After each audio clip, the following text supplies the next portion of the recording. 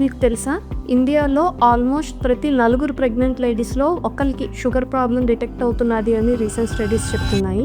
ఇది world average కన్నా కూడా చాలా ఎక్కువ. ఇలా ప్రెగ్నెన్సీలో షుగర్ రావడానికి మేజర్ రిస్క్ ఫ్యాక్టర్స్ ఏంటో ఈరోజు చూద్దాం. This is doctor Hemamalini from Visakhapatnam.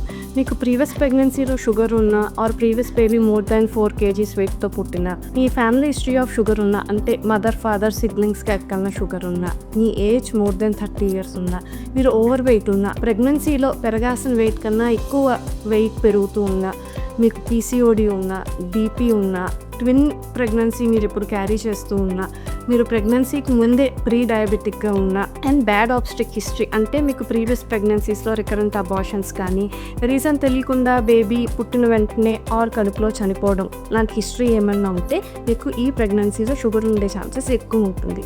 ఇలా రిస్క్ ఫ్యాక్టర్స్ ఉన్న ప్రెగ్నెన్సీని మనం ఇంకా జాగ్రత్తగా మానిటర్ చేసుకోవాలి.